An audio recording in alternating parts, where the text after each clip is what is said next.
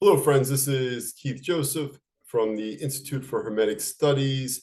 Today, we're talking about a monograph from Mark Stavish called Ritual Purification, Exorcism, and Defensive Magic. I will put a link to the Teachable course in the description box.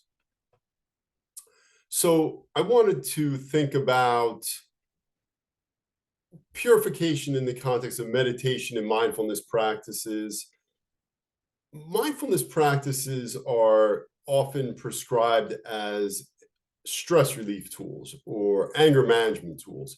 And for this purpose, they're very effective. I've used them myself to great effect, made my life better, my relationships better, made me a better person in many ways. But these practices are often prescribed in such a way that they are removed or extracted from the spiritual or religious tradition from which they are derived. They're presented as, science or scientific studies back them, materialistic in a scientific way. And I think that there's danger there. And I will say why as we explain what we mean here and how we might use mindfulness practices to better understand purification and what we're trying to accomplish when we talk about purifying ourselves. So a mindfulness practice might look like this. If I go to work and I have a problem with my boss, we get into a disagreement, a argument, discussion, and I start to get angry. And then, I raise my voice, and there's a whole host of problems follow from that, from being possessed by the anger, from becoming angry. So what I want to do instead is be mindful. And what we mean by that then is I want to step back mentally in my mind. I take a step back, I establish myself in the witness position, and when anger comes, I just notice it. Anger is there. I just say anger, right? In my own mind, I just am separated from it. I witness the anger, I notice the anger, but I do not become angry. So now when I'm having the interaction with my boss or a coworker or whatever, anger is there, but I'm not angry. And I'm able to pursue the discussion in a rational way, in a reasonably calm way. And in that way, I can get the outcome that I want, or a better outcome than I would have if I were consumed with anger. So this is a very useful practice. But if you pursue mindfulness practices diligently and persistently, you're going to get into more challenging psychological territory. So what do we mean? The purpose of these practices are derived from, I think, the Theravada Buddhist tradition, Vipassana meditation.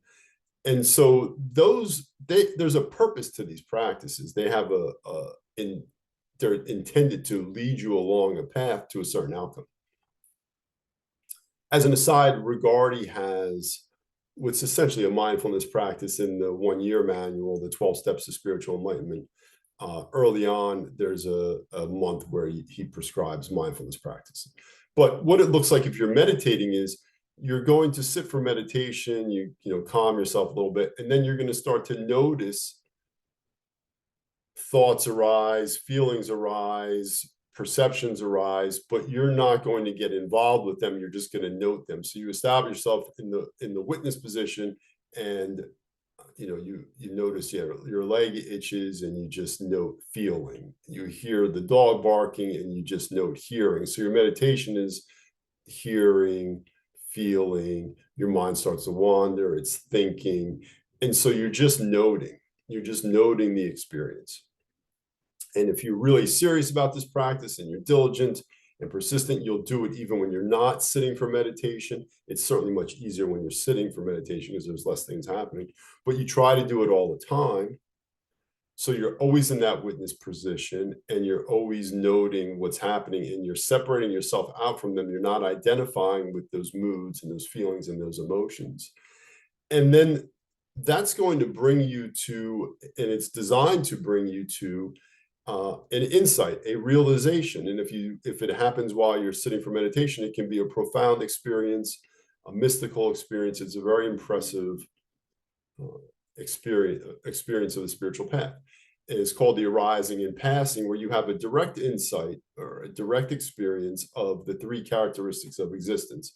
In the Theravada tradition, they're named as impermanence, no self, and suffering.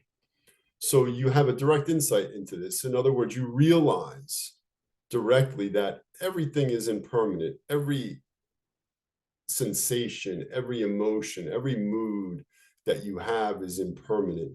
And that realization also coincides with the realization that the things that most people think of as themselves are also impermanent. Your body is impermanent. Your feelings are impermanent. Your thoughts are impermanent. They come and go. Yourself, that cannot be yourself because it's always changing. And so then you have this insight into no self. And finally, you have an insight into suffering. And I say finally, I don't mean that it's a linear discovery. It's one insight. Suffering because we're clinging and grasping to things that are impermanent. So this realization is a kind of wonderful moment of meditation, and it will really kind of draw you back to meditate because it is almost like a grace.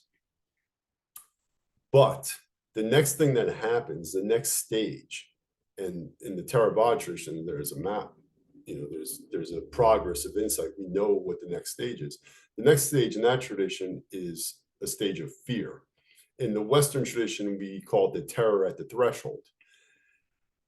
And that is that's the result. You're going to enter that difficult part of the path, that terror at the threshold, that stage of fear, whether you know that that's going to happen or not. So if you're given mindfulness practices for stress relief or anger management, and you really practice it diligently, you could very much end up at the terror at the threshold and be kind of confused and lost there.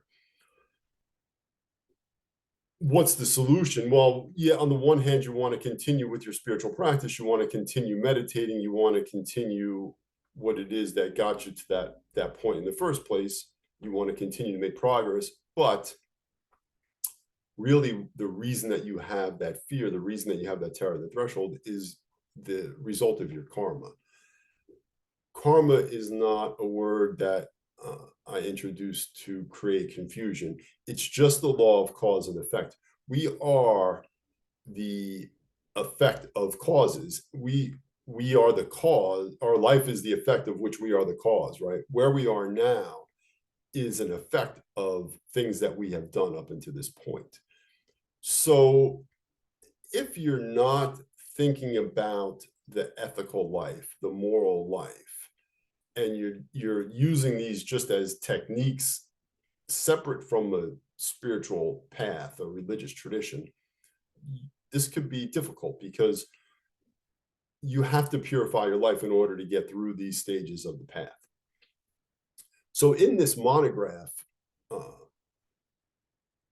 purification, ritual purification, exorcism, defensive magic, at the very beginning, Mark says that the ethical life or the moral life is the seed, the path, and the fruit of illumination. The seed, the path, and the fruit of enlightenment. In other words, the beginning, middle, and end. The initiation, as well as the path and as well as the outcome, is the ethical life. So really, if we're going to engage in these kinds of practices, it would behoove us to begin with a repentance also. And by repentance, I just mean the decision to transform our lives, the decision to become better, the decision to become the light of the world, or a light in the world. In other words, we have to travel a path of moral purification along with the spiritual path. You cannot separate those things out, and you get into a real problem if you try to. I hope that is helpful and gives us some idea of why we might take this question of purification seriously along with our spiritual practices, even though it's somewhat unfashionable to speak this way in the current epoch, in the Kali Yuga. Please leave a comment if that's interesting to you, or you have an insight you want to share, or question, discussion. I would love to participate with you in the comments, and I will see you in the next video.